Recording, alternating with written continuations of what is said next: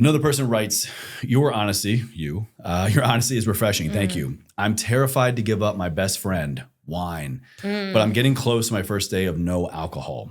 I feel like I have to give my friends a heads up because it's such a big part of how we socialize.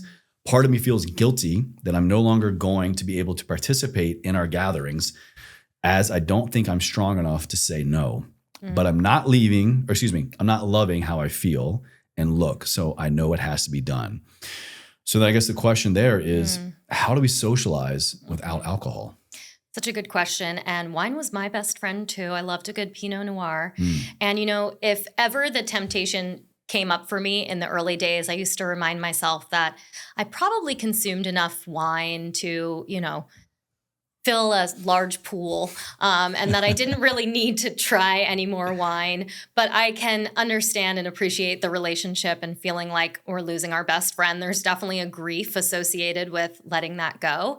And there's definitely grief. You would use the word I would grief, use the word really. grief. Yeah, absolutely. Because it's like you're losing a best friend. This is someone that came with you to every event you ever went to. This is something that, sat with you when you were sad at home and, you could probably rely on. Oh, absolutely. Absolutely. And in situations like this, we rely on alcohol to socialize. We have for the millennia, we have since the beginning of time.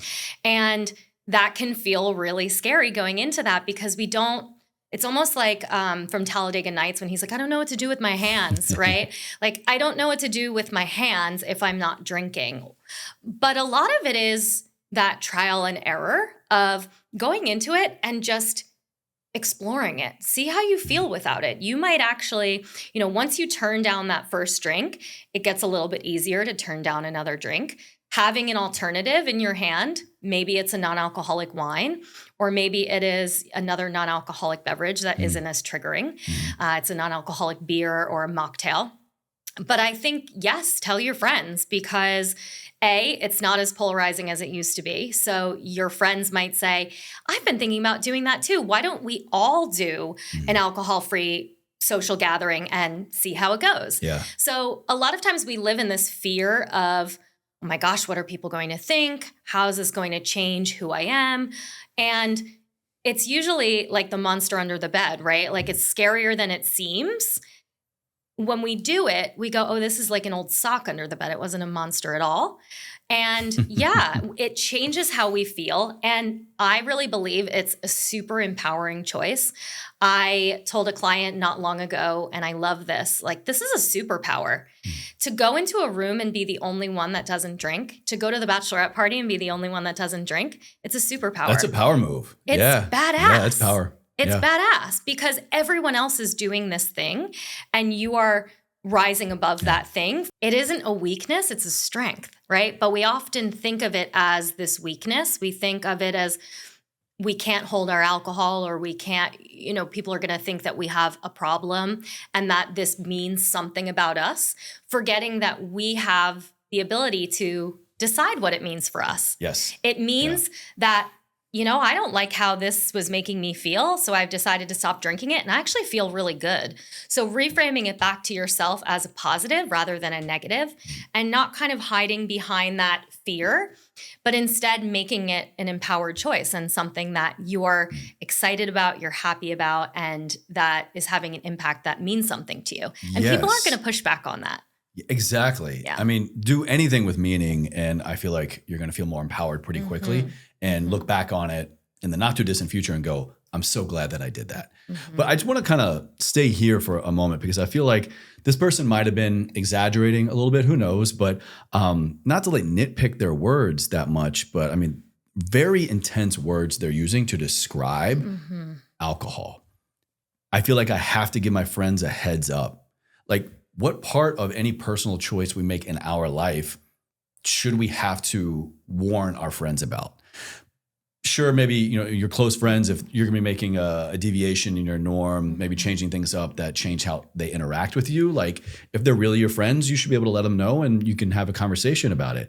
But to say that part of me feels guilty that I'm no longer going to be able to participate in our gatherings, that truly is, to your point, the grief. If you feel like you're losing part of your identity. You're losing your access card to social clubs, to parties, to events, to maybe even, if this type of interaction was how you saw your professional life going, like the only people that get promoted in my job are the people that go to the events and happy hours and schmooze it up and get wasted with the team. This is very serious subject matter. And I don't think it should be taken lightly how this person feels. Yeah, it is. Alcohol has a very powerful grip on our society, on people, on our experiences, our relationships. So many relationships and friendships are founded on alcohol, and it can feel really scary to change that. It can feel really scary to be the person that comes in and says, I don't want to do this anymore. It feels like there's a loss there because we put so much into this relationship around alcohol. Think about it in this particular situation. It's the thing that brings them together, right? It's wine night. Yeah. It's why we've gotten together. And if I'm not going to be participating in that, that makes me feel like I'm a bad person or that I'm doing something wrong for not participating. And again, it's a lot about this reframe of I'm making an empowered choice for my best self, for my health, for my mental health, whatever that might be. And maybe it does mean spending some time not going to the wine nights. That's okay. Yeah. I didn't go out for the first couple of months when I first quit drinking because it's hard to be in those environments. How did your friends take that? Especially, well, I think that would just really like help this you person said, right here. the people who are truly your friends are going to support you through and through. Part of the reason why I attended that bachelorette party in Vegas is because this is one of my best girlfriends from growing up. And when I quit drinking, she supported me no matter what. Amazing. She was not upset that I kind of picked and chose which events I came to at the bachelorette. She made sure that there was options for me to drink.